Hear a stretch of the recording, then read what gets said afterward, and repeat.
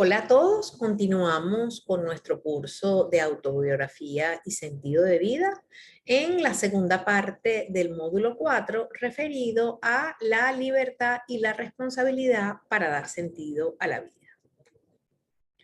Veníamos hablando en la primera parte del módulo de lo importante de crear sentido en la vida y de crear sentido en la vida sintiéndonos muy cómodos y sintiendo que utilizamos todas nuestras potencialidades para tomar una decisión determinada y no nos basamos solamente en el deber ser social, sino que nos basamos en el deber ser individual, en ese deber ser que nos autoconfigura, en ese deber ser que hace que pongamos al servicio de los demás o de cada decisión o de cada momento todo lo que soy, todo lo que tengo, todos los apoyos que tengo, todas mis posibilidades, ¿no? Entonces, desde eso pasamos entonces a crear sentido y lo que le pasó un poco a Víctor Frank también, tratando de crear sentido en su vida, ¿no? Entonces, en su vida, que su realidad es que es un hombre judío, que es un hombre que es un médico, que es un hombre que le toca vivir la Segunda Guerra Mundial. Esas son todas sus circunstancias y como hombre judío en la Segunda Guerra Mundial le toca pues vivir la experiencia de los campos de concentración y él en el libro que escribe sobre él mismo, que es El hombre en búsqueda de sentido, trata de crear sentido, trata de buscar el sentido que su vida se le presentó teniendo que vivir este campo de concentración, pero reconociendo también que allí vivió muchas cosas. Lo evidente es el horror del campo de concentración, pero Víctor Frank nos relata su historia personal en el libro El hombre en busca de sentido, y allí en ese libro, como él está tratando de buscar sentido, él hace en esa historia del libro un análisis profundo sobre aquello que él, durante esos 3 años él le dio al mundo, qué cosas le pusieron a hacer. Entonces él, como era médico, le dieron una función especial. A pesar de que era uno de los presos, a pesar de que tenía muchas realidades, pues también lo pusieron mucho a trabajar para curar y apoyar y ayudar a otros. Entonces él tenía un trabajo particular dentro de ese campo de concentración, viviendo horrores, viviendo humillaciones, viendo horrores hacer a los otros, pero él tenía un trabajo, él hacía algo por los demás.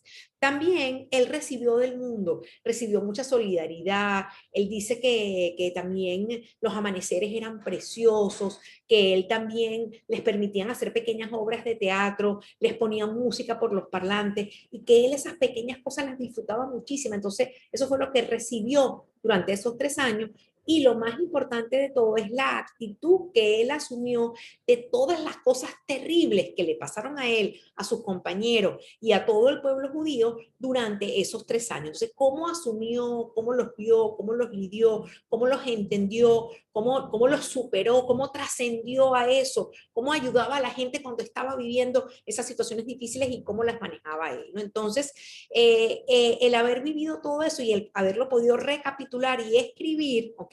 Lo inspiró entonces a buscar su propio sentido y a acompañar el sentido de otro. Recuerden que cuando él escribe el libro, que logra entender todo lo importante que fueron esas vivencias para darle sentido a su vida, dice, caramba, si yo convirtiera esto en principios, en posibilidades, en una terapia que ayudara a los otros a tener sentido también, eso sería muy importante, porque si me ayudó a conseguir sentido a mí, seguro que va a conseguirlo también otras personas, ¿no? Entonces, él sigue estructurando diciendo, ¿cómo ayudo a las personas a crear sentido? Entonces, el desarrollo consciente de la voluntad de que mi vida tenga significado es lo que ayuda a crear sentido, porque permite a las personas desarrollarse plenamente y entender que en cualquier momento de su vida, aunque ese momento esté cargado de dolor, aunque ese momento esté cargado de alegría, aunque ese momento esté cargado de trabajo, estamos viviendo paralelamente 3 cosas. Estamos creando o haciendo cosas, estamos disfrutando de las cosas que existen y de otros, y estamos afrontando pequeñas dificultades que están en cada uno de esos acontecimientos vitales. Entonces, la comprensión de esta trilogía en conjunto y la valoración y el aprendizaje aprendizaje que me puedan crear los tres es muy importante y es lo que él llama valores de creación, valores de experiencia o valores de actitud, ¿no? Entonces, se crea esto que se llama el sistema de valores según Víctor Frank para ayudar a las personas a conseguir sentido en cualquier situación. Entonces, cualquiera que sea la situación que yo esté viviendo, una situación muy alegre, tengo un nietecito que está recién nacido, una situación muy dura, se acaba de morir alguien que yo quiero mucho, una situación de incertidumbre, están haciendo muchos cambios en mi trabajo y me están exigiendo mucho, en una situación de profundo placer, voy a probar un restaurante y una comida que me han dicho que es deliciosa, o sea, en cualquier situación de mi vida están pasando de manera paralela valores de creación, valores de actitud y valores de experiencia. Los valores de creación, ¿qué son? Todo aquello que yo le doy al mundo o que el hombre le da al mundo por medio de su trabajo, ayuda a otras personas, las acciones que yo hago en el mundo. ¿Cuáles son los valores de actitud? La forma en que afrontamos o la actitud que el hombre asume ante situaciones inevitables y de sufrimiento. Tengo el padecimiento de una enfermedad, me acabo de enterar de la muerte de alguien, pasó una catástrofe natural, o sea, cosas que son parte de la vida, del sufrimiento del ser humano y que son situaciones inevitables y que me llevan a un sufrimiento porque implican pérdida y evocan en mí y despiertan en mí un proceso de duelo que va asociado a un dolor profundo, pero que va evolucionando, va pasando por rabia, va pasando por mucha confrontación, pero después va pasando por aceptación hasta que finalmente logro generar aprendizaje y agradecimiento a la vida, ¿no? Entonces, y también están todo lo que tiene que ver con valores de experiencia, que es todo aquello que el hombre recibe del mundo. En un momento determinado estamos teniendo un buen clima, qué maravilla que estamos en ese clima, hemos podido tener una buena comida, también lo agradecemos, hemos tenido personas que reconocen nuestro trabajo, hemos tenido cosas bellas que hemos visto, obras de arte, nos hemos leído un buen libro, entonces es todo aquello que el hombre recibe del mundo, el disfrute de las bellezas de la creación del hombre, la naturaleza y de Dios. Entonces vamos a profundizar un poco más en los primeros valores que son los valores de creación. Los valores de creación, como les decía, son todo aquello que el hombre da al mundo por medio de su trabajo, ayuda a otras personas, su forma de divertirse o de divertir a otras. ¿Qué cosas hago yo por el mundo? A ver, ¿en qué trabajamos? A ver, ¿qué rol de cuidado tenemos en la familia? ¿Cómo ayudamos a nuestros vecinos? ¿Qué cosas hemos creado? A lo mejor somos cantantes y somos buenos intérpretes, a lo mejor creamos unas muy buenas comidas y deleitamos a los demás.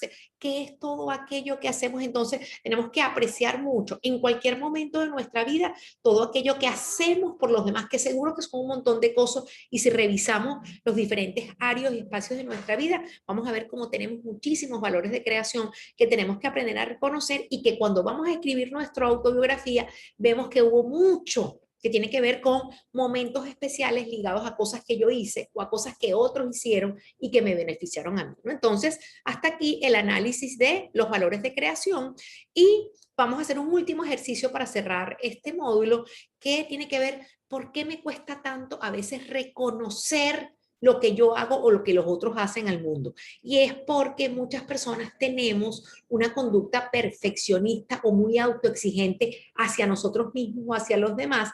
Y esa conducta perfeccionista es aquello que yo quiero tener controlado, yo quiero que quede perfecto. Y el antídoto para eso, ¿okay? Que es la hiperreflexión. Yo estoy todo el tiempo pensando en que esto debía haber quedado así, en que esto me tenía que haber quedado mejor, en que yo me había tenido que comportar de mejor manera o en que otro lo tenía que haber hecho. Entonces estoy desgastándome en algo que ya no puedo mejorar porque tengo hiperreflexión y eso no me deja seguir haciendo ni pensando cosas, ni haciendo el bien, ni recibiendo cosas buenas, porque este secuestro de mi capacidad de pensar y de hacer y de proponer se queda secuestrado por esa hiperreflexión de no lo hizo bien o no lo hice bien yo.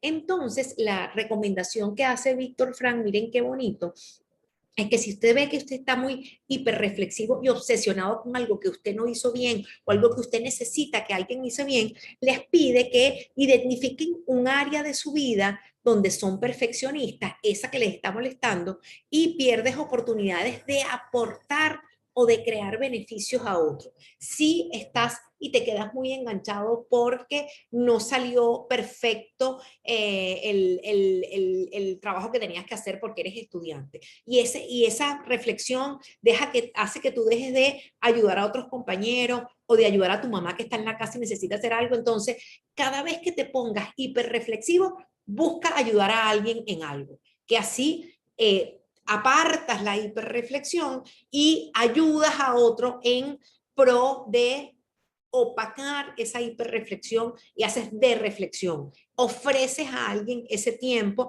que sabes que si no lo ofreces te vas a quedar enganchado hiperreflexionando. Entonces, eso es una práctica para la vida cotidiana, para lo que está sucediendo ahora y para todo lo que nos podemos proyectar en el futuro. Entonces, aquí termina este módulo referido a esta temática.